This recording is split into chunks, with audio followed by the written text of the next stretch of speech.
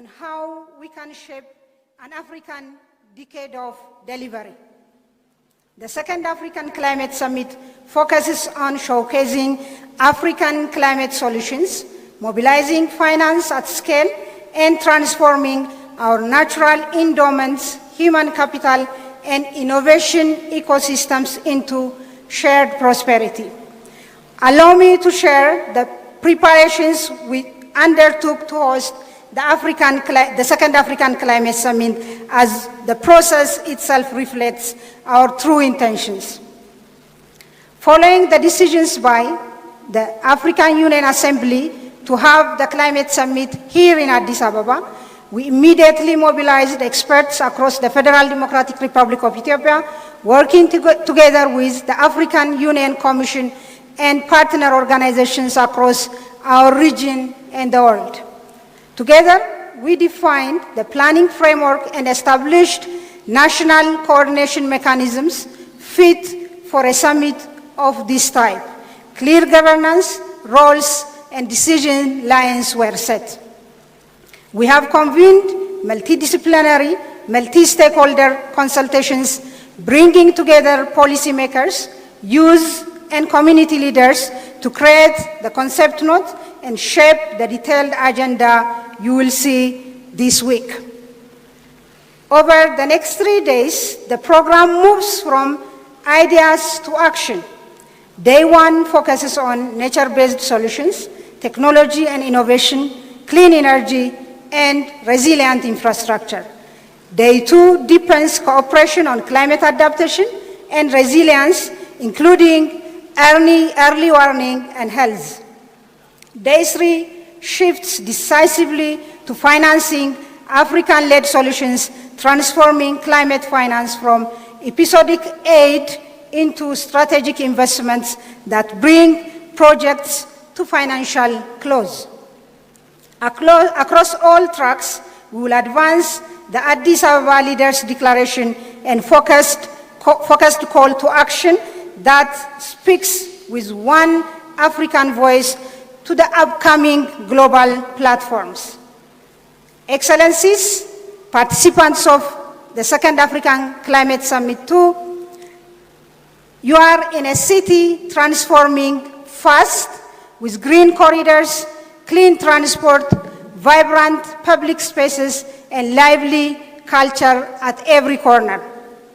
As part of the summit program, we have included a city tour to remarkable attractions like the Ntoto Hills and the National Palace, a tour of the Unity Park where history, biodiversity, and public art converge, a visit to the Adwa Museum, a window into the story and spirit of our capital.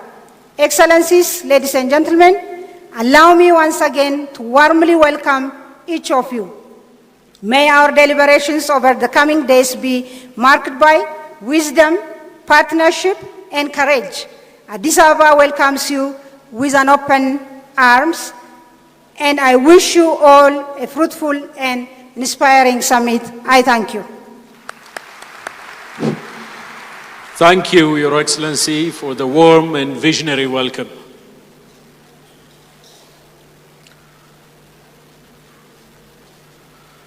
To deliver the inaugural keynote address, please join me in welcoming His Excellency Mahmoud Ali Yusuf, Chairperson of the African Union Commission.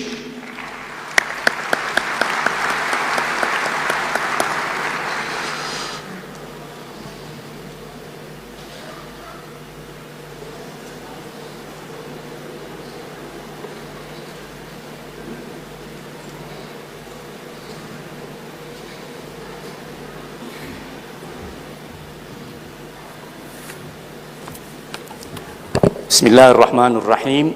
Excellence, Monsieur Abiy Ahmed Ali, Premier ministre de la République fédérale et démocratique d'Éthiopie. Excellences, Mesdames et Messieurs les chefs d'État et de gouvernement. Excellences, Monsieur le représentant du secrétaire général des Nations Unies. Excellences, Mesdames et Messieurs, distingués participants. La question du climat est devenue un enjeu planétaire, car le changement climatique affecte sans distinction toutes les communautés rurales, insulaires, et urbaines à travers le monde. En effet, certaines régions subissent davantage les perturbations de leur écosystème tel que notre continent. La biodiversité en Afrique est ébranlée et glisse inexorablement vers l'extinction des espèces si la tendance n'est pas renversée d'urgence. Aujourd'hui, le lien entre le climat et le sous-développement ne fait plus aucun doute. Le climat, l'exode rural, la migration et l'instabilité sous toutes ses formes sont interreliés. C'est pourquoi le deuxième sommet africain sur le climat, après celui de Nairobi en 2023, nous offre l'opportunité de repositionner l'Afrique dans les négociations internationales. Il s'agit d'un impératif majeur. Les chiffres parlent d'eux-mêmes. L'Afrique ne contribue qu'à hauteur de 4% des émissions de gaz à effet de serre. Ça fait plus de 150 ans que les nations industrialisées polluent la planète. Le chiffre de 300 millions de dollars est le montant nécessaire par an pour financer les plans d'adaptation au changement climatique sur le continent. Ce qui est proposé à l'Afrique, ce sont 300 milliards de dollars pour financer des plans de mitigation sous forme d'investissement portés par le secteur privé. C'est loin d'être suffisant. Dois-je le rappeler, les priorités du continent sont énoncées dans le plan décennal pour le développement d'une agriculture intelligente, avec un investissement nécessaire de 100 milliards de dollars par an sur 10 ans. Le financement de la biodiversité en réclame tout autant par an. En matière de transition énergétique, 300 millions, l'Afrique s'est engagée fermement à donner accès à l'électricité à 300 millions d'habitants sur la base des énergies vertes. Par ailleurs, une gestion intelligente des ressources hydriques s'impose, comme un les cultures sous serre, le goutte à goutte et l'hydroponie. La préservation des écosystèmes côtiers et marins à travers l'économie bleue, qui est une initiative phare de l'Union africaine continentale. Excellences, Mesdames et Messieurs, de Cancun en passant par Monterrey, Paris, Abu Dhabi, Bakou et bientôt Belém au Brésil, les voix de l'Afrique ne cessent de s'élever en faveur d'une justice climatique. Les aspirations de nos peuples et de nos pays pour un financement conséquent et substantielles doivent être prises en compte avec sérieux et détermination. Et cela devra se réaliser à travers un véritable fonds pour les pertes et les dommages, pourvu que les ressources financières suffisantes y soient déposées. Le crédit carbone doit être géré, non pas par les États pollueurs en fonction de leur bon vouloir, mais plutôt par une instance internationale indépendante, avec des prérogatives supranationales. Le Fonds vert devra aussi faire peau neuve et s'orienter vers le financement de projets à valeur ajoutée climatique, régionale et continentale. Your Excellencies, ladies and gentlemen, the African Union firmly believes that climate finance must be fair, significant and predictable. Let us seize this defining moment to reaffirm our continent's unequivocal position regarding our global obligations, but still differentiated responsibilities. The vulnerability of our member countries caused by climate change, debt burden, and the structural inequalities of the international financial architecture must be redressed through climate justice. We need a genuine cooperation for the implementation of our continent's adaptation plan by providing financial resources, technology, and expertise. Your Excellencies, ladies and gentlemen, I wish our second African Summit on Climate successful deliberations. Thank you very much.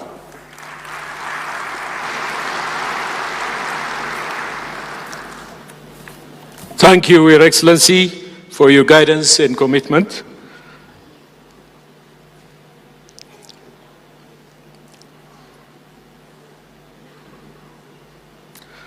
Excellencies, ladies and gentlemen,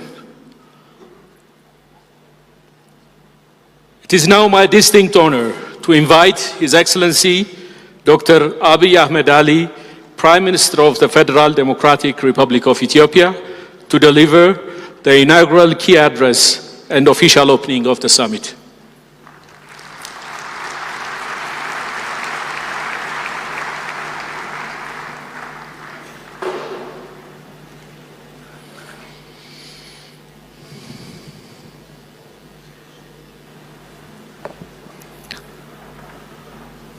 Your Excellencies, heads of state and government, distinguished ministers, ambassadors, invited guests, ladies and gentlemen. Welcome to Ethiopia, a land of natural wonders where human history began. From rain-holding highlands to vast savannas, where human history originated, and arid plains, our landscapes are breathtaking. They are the foundation of our existence. Our communities have long known that caring for the land is caring for the life.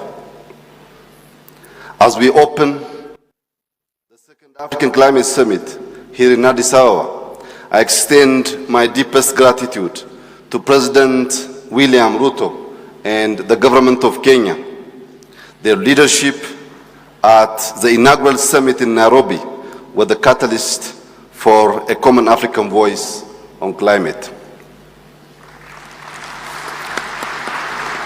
Today, we build on that momentum. Excellencies, too often, Africa's story at climate summits begins with what we lack. Lack of finance, lack of technology, lack of time. Let us begin instead with what we have. The youngest population in the world, bursting with creativity and innovation. The fastest growing solar belt on Earth. The planet's last carbon vaults in our forests, wetlands, and coasts. Vast arable land that can feed a growing continent and beyond. Rich deposits of critical minerals for green technologies. Renewable energy from sun, wind, water, and geothermal. And a tradition of resilience and innovation built over millennia. Excellencies, we're not here to negotiate our survival. We're here to design the world's next climate economy. If we make the right choices now, Africa can be the first continent to industrialize without destroying its ecosystems. An economy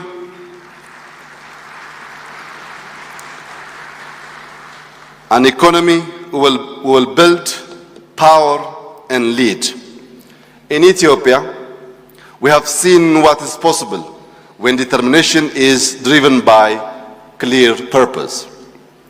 This takes shape through deliberate, data-driven actions that respond to our challenges and opportunities.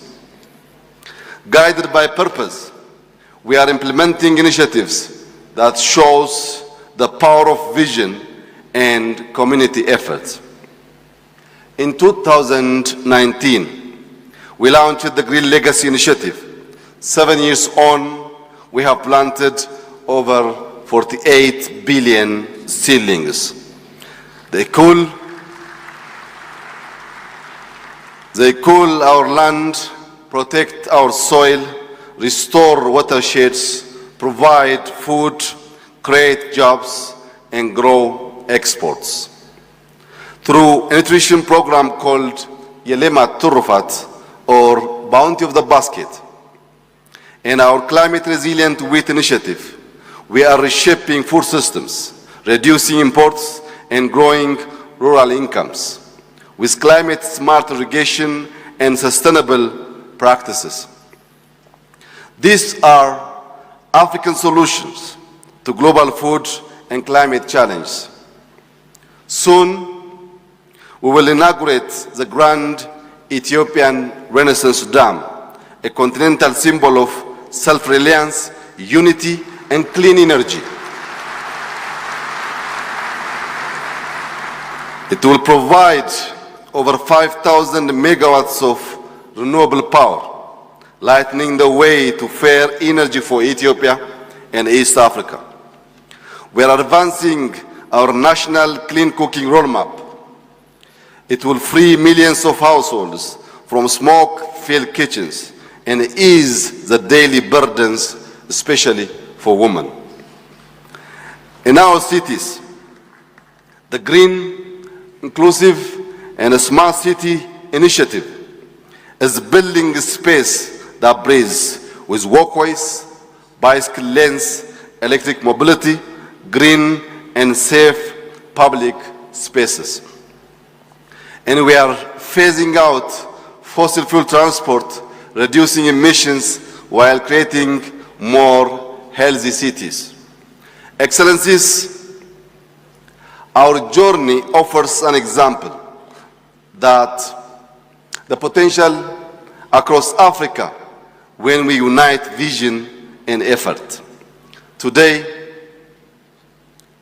as we prepare for COP30, Africa must stand not as a bloc of negotiators, but as a continent of solutions, fulfilling the vision of Agenda 2063 for a prosperous, resilient, and innovative future.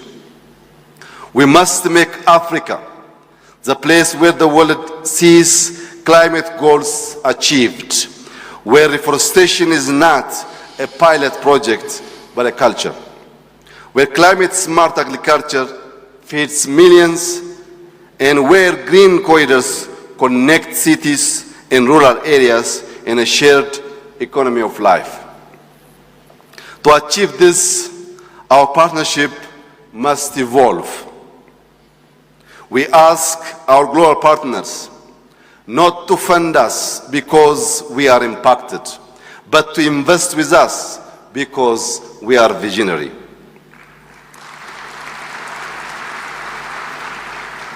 To turn vision into reality, I propose the launch of an African Climate Innovation Compact, a bold continental-wide partnership uniting our universities, research institutions, startups, rural communities, and innovators. By 2030, the compact should aim to deliver 1,000 African solutions to tackle climate challenges in energy, agriculture, water, transport, and resilience.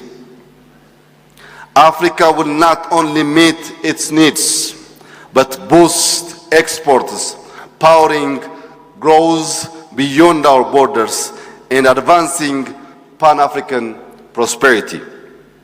This compact will be funded and owned by Africans in partnership with the world, but never beholden to it. We will also claim climate data sovereignty, mapping our own forests, measuring our own carbon, and pricing our own ecosystems. Climate data is not just science, it is the new currency of power. It is time to replace climate aid with climate investment. The returns will be measured in avoided emissions, millions of jobs, enhanced food security, stabilized regions, and a more resilient global climate.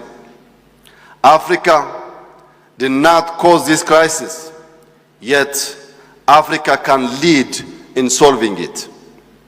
We have the solutions to restore degraded land, to capture carbon, to produce green and clean power. We know what needs to be done. Now is the time to scale what works. Now is the time to accelerate our collective action. This is not charity. It is the most strategic investment humanity can make.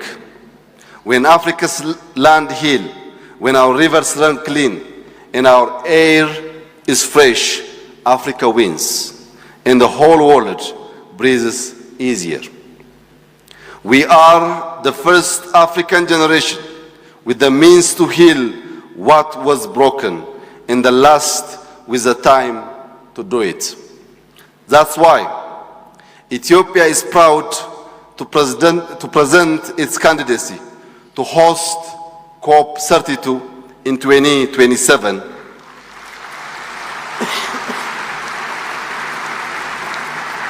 We invite the world to Africa's capital of diplomacy and climate ambition to witness our solutions and to help shape the future.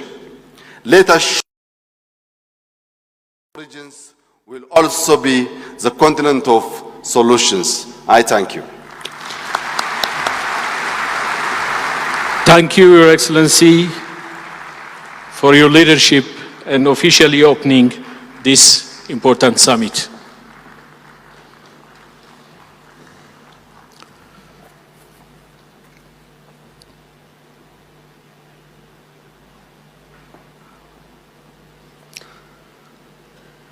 We now invite you to turn your attention to the screen for a short opening video presentation.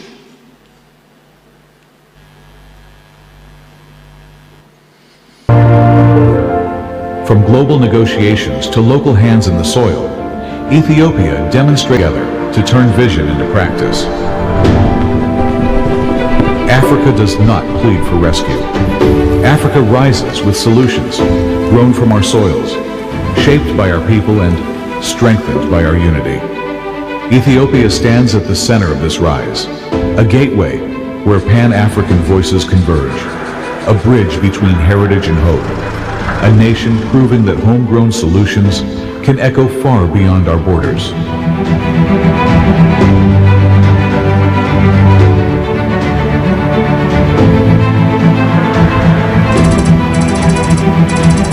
Africa has the vision, a vision that is clear, ambitious, and rooted in the realities of its people. From innovative renewable energy projects to resilient cities, from thriving youth entrepreneurs to women leading change, Africa is ready to act.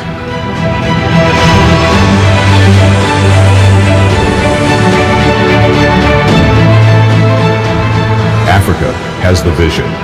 What it seeks is fair access. Finance must match ambition. Investment must be purposeful, directed, and equitable. Resources should empower, not delay. They should unlock potential, not impose limits.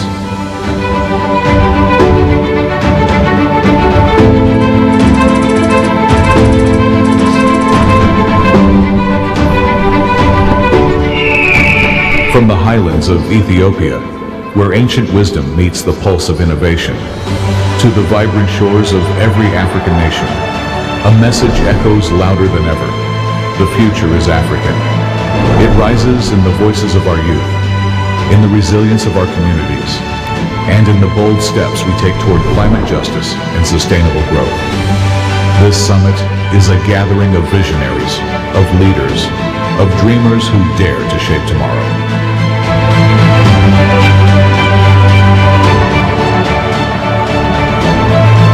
Welcome to Addis Ababa, to the heart of a continent on the rise. Welcome to the second Africa Climate Summit. Thank you for that powerful visual message.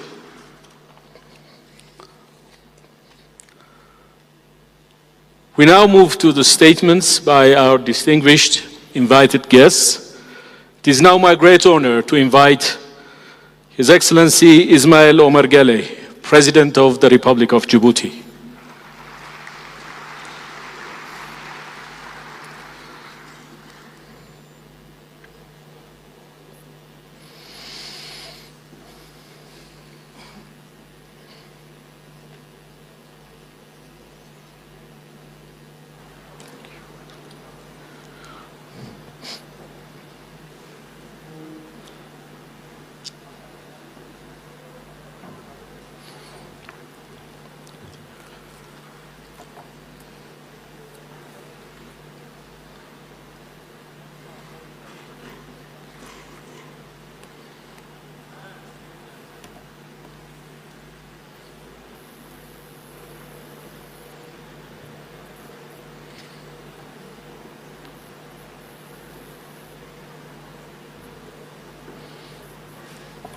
Bismillah ar-Rahman ar-Rahim.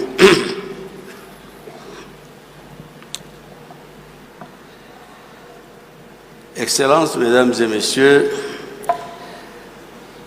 permettez-moi tout d'abord d'exprimer au gouvernement et au peuple frère d'Éthiopie mes remerciements les plus sincères pour l'accueil chaleureux et l'organisation réussie de ce deuxième sommet sur le climat. J'adresse également mes remerciements à la Commission de l'Union africaine pour son engagement constant pour la cause climatique. Excellences, Mesdames et Messieurs, depuis quelque temps déjà, l'urgence climatique est devenue une préoccupation mondiale. Aujourd'hui, le réchauffement climatique s'impose à nous comme une évidence, mais aussi comme un défi énorme à relever.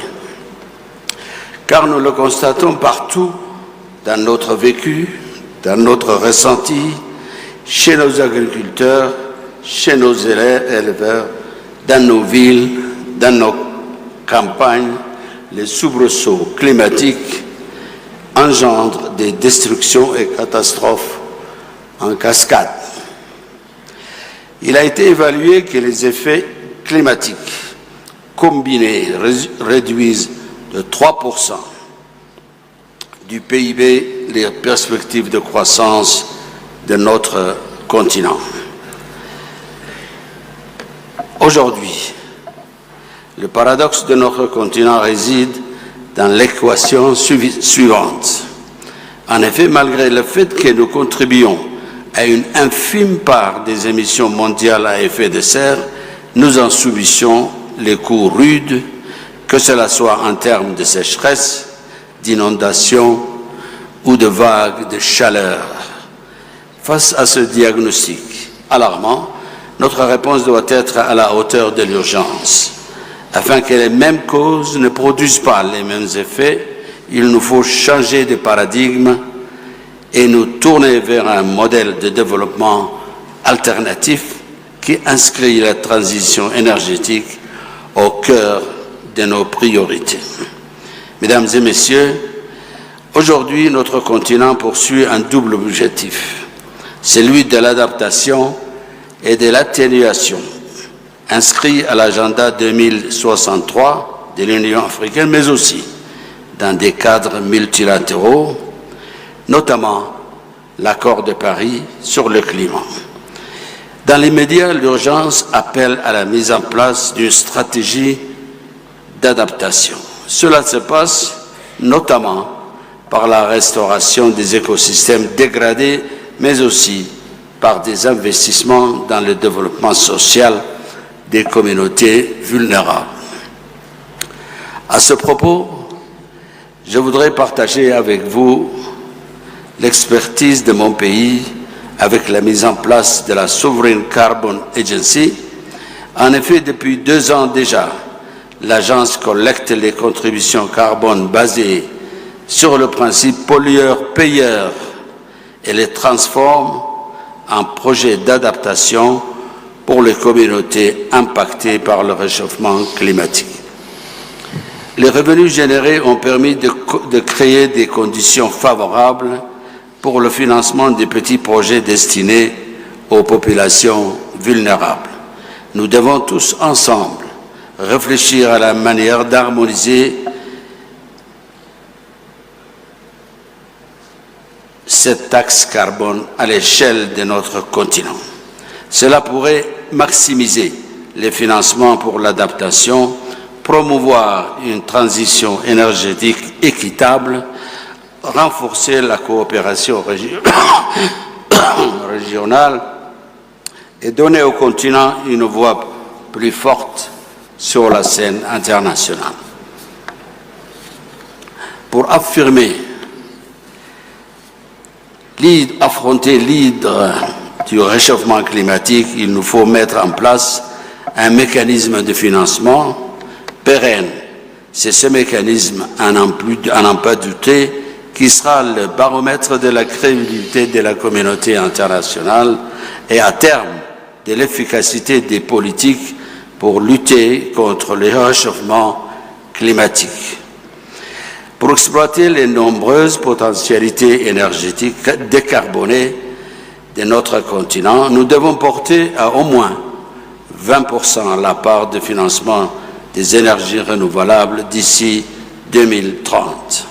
C'est pourquoi nous plaidons pour un accès simplifié, rapide et massif aux fonds internationaux pour investir dans les infrastructures vertes et résilientes. À ce propos, l'accord obtenu pendant la COP 29 permettant de tripler les flux financiers vers les pays en développement d'ici 2035 va dans le bon sens. Mais nous savons que cela reste insuffisant pour atteindre nos objectifs. Ce sommet intervient à la veille de l'Assemblée générale des Nations unies et de la COP 30 sur le changement climatique.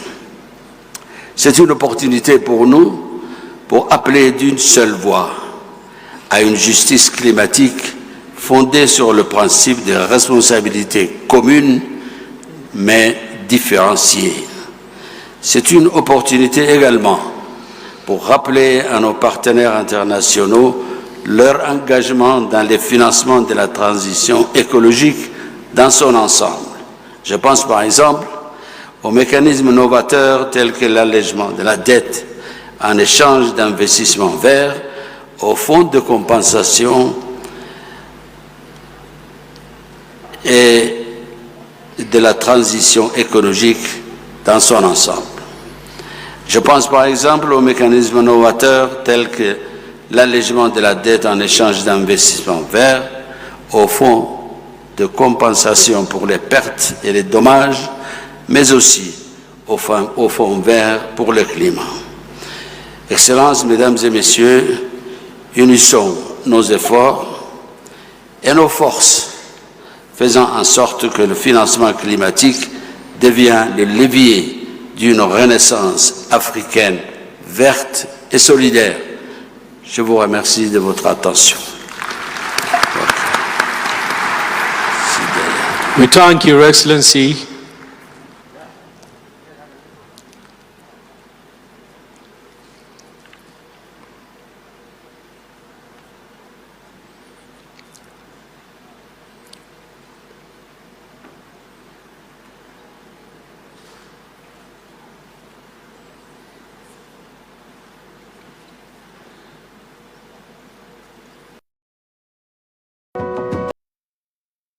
Of State and Government, distinguished guests, ladies and gentlemen, it is a privilege to gather here in Addis Ababa, a city that has often been the stage of Africa's unity, and that today reminds us of the strength of our collective purpose. I thank Ethiopia for its generosity in hosting us and for carrying forward the spirit of Nairobi into this second Africa Climate Summit. 2 years ago, I had the honor of welcoming you to the inaugural Africa Climate Summit in Nairobi. Then, we looked ahead to a future of possibility, of global collaboration and resilient prosperity and inclusive growth for Africa. In Nairobi, we introduced a bold new perspective of Africa as a continent of opportunity and source of solution, not just a victim. We framed climate action not as a burden, but as a driver of economic growth, transformation, and job creation for African communities. Together, we adopted climate positive growth as our development paradigm. In doing so, the Nairobi Declaration established Africa not only as a partner, but as a power in the emerging global order. 2 years later, we have come a long way. Our potential is recognized, our voice is heard, and our solutions are being deployed. From green infrastructure and climate-smart agriculture to landscape restoration, waste management, and even cutting-edge technologies like direct air capture. Across the continent, African entrepreneurs and communities are innovating and building resilience from the ground up. Yet, while progress has been made, the world around us is changing fast. Global interconnectedness is deepening, but so too is the temptation to retreat into narrow self-interest, transactional partnerships, and short-term gains. Too often, commitments are broken and international solidarity is dismissed as weakness, precisely when the scale of climate crisis demands enhanced cooperation, not less. The truth is undeniable. No nation can solve this crisis alone. Only through bold, united, and sustained collaboration can we avert climate catastrophe. Isolation is not a winning strategy.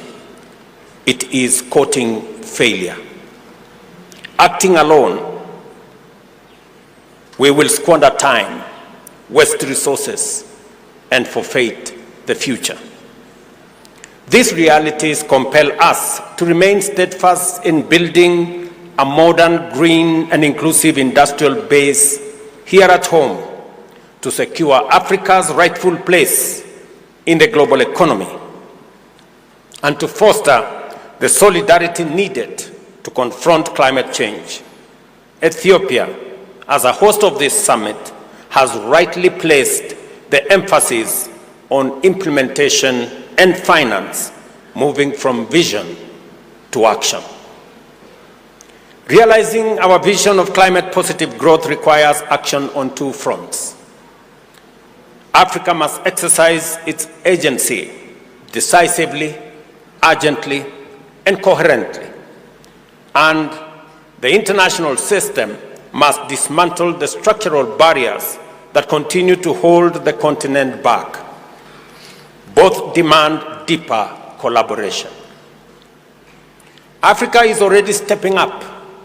Nationally, regionally, and internationally, we are putting in place policies that attract investment, reward innovation, and ensure fair value for our resources.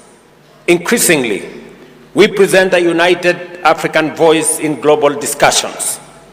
We are also bridging previously siloed debates, including linking debt, fiscal space, nature, and climate to craft systemic and coordinated solutions. We have strengthened our institutions and regional mechanisms, from the Alliance of African Multilateral Financial Institutions, and I see TDB, Afri-Exim, and other African institutions in our midst, while also enhancing the place for African Credit Rating Agency, and also advancing ACFTA through the Africa Green Industrialization Initiative. By linking this initiative with the accelerated partnership of renewables in Africa, we ensure that investment drives progress in both energy and industry. The twin engines of our modern Africa economy built on abundant clean power. Still more, ladies and gentlemen, must be done, including deepening fiscal discipline, accelerating trade integration, mobilizing African institutions' capital, investing in knowledge, and improving governance. These are the foundations of resilience. The Nairobi Declaration is a political compact.